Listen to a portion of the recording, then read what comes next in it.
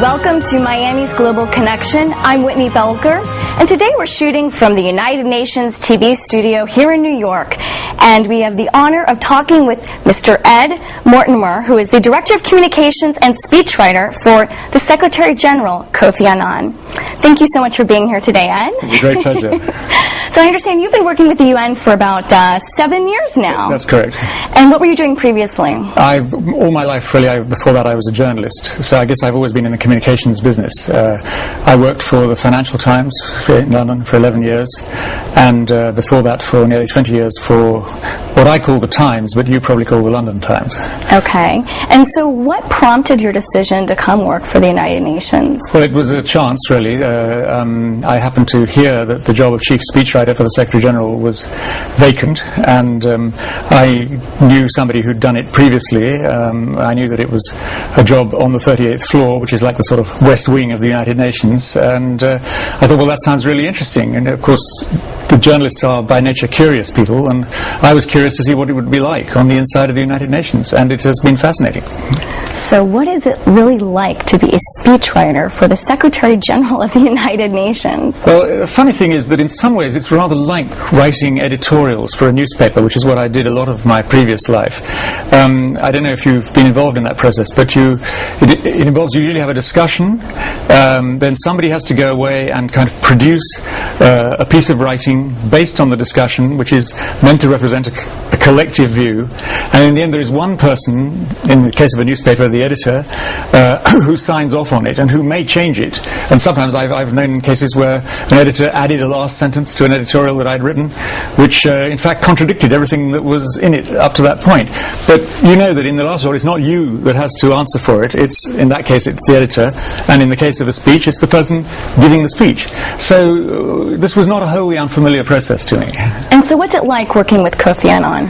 He's an absolutely charming person to work for. He's very friendly and considerate. He always remembers to ask after your family. He remembers your wife's name and what she does and that kind of thing. He will call people out of the blue to ask how they're getting on, when they probably don't imagine that he's thinking about them.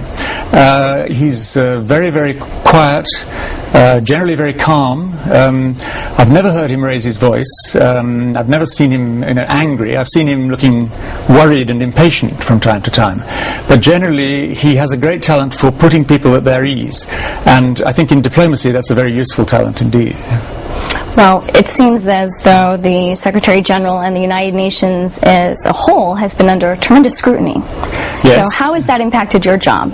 Well, unfortunately it's meant that a lot of what I've had to do has been somewhat on the defensive. I mean, obviously, we think the United Nations has important things to do in the world, and the Secretary General has very important propositions to make, but we've had to spend quite a bit of time explaining things and answering attacks. Of course, I accept that as part of the job, but it's frustrating when that prevents you from putting across what you think is a positive message.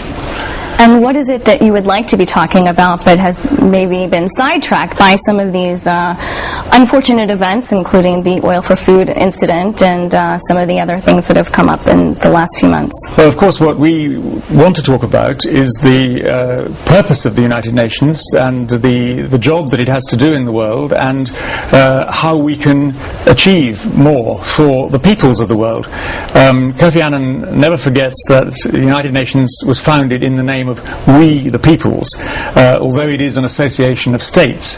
In the last resort it is there for the peoples of the world.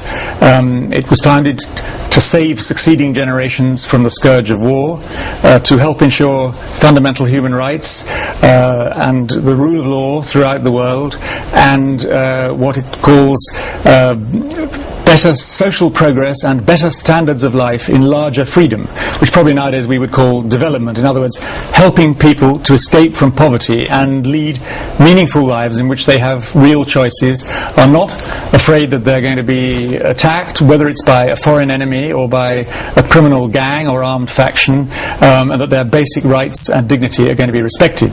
It's a tall order, and there is a great deal of work still to be done. So what do you say to those critics who are now saying some very harsh words against the United Nations and saying, do we even need the United Nations? It's a corrupt organization. What are we even doing? And, you know, you've heard all of the negative things that are being said.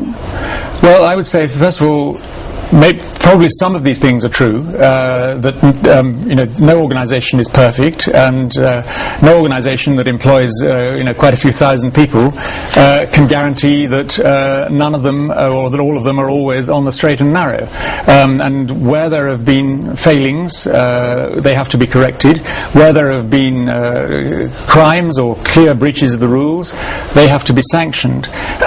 But I think when you're talking about the United Nations, you also have to think what it is. It's not just a secretariat, which is where I work. I mean, it's not just a group of employees. It is, in fact, an association of 191 states. So the peoples of the world, and I would say first and foremost the American people, are represented in that organization, and they have an important part to play in deciding what kind of organization it is and how it works.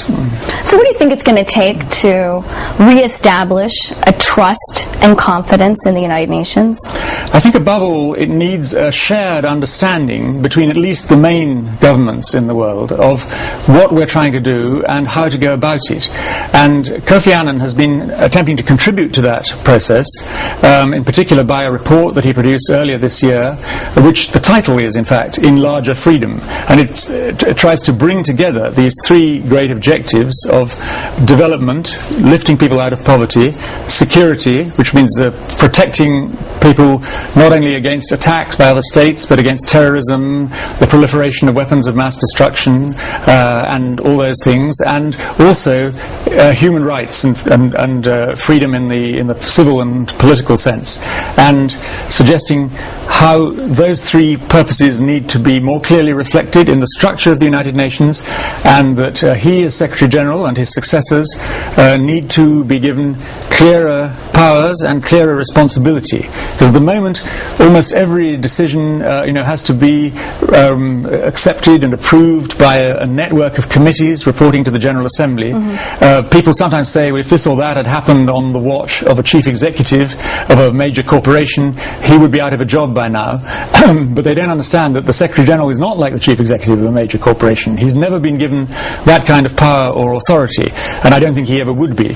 But I think he could do a better job if he were given more discretion and if a clear budget, clear performance targets, and then he's held accountable by the member states for how he performs in achieving those targets. As a speechwriter for Kofi Annan, you truly are a master of words, huh? I try to be.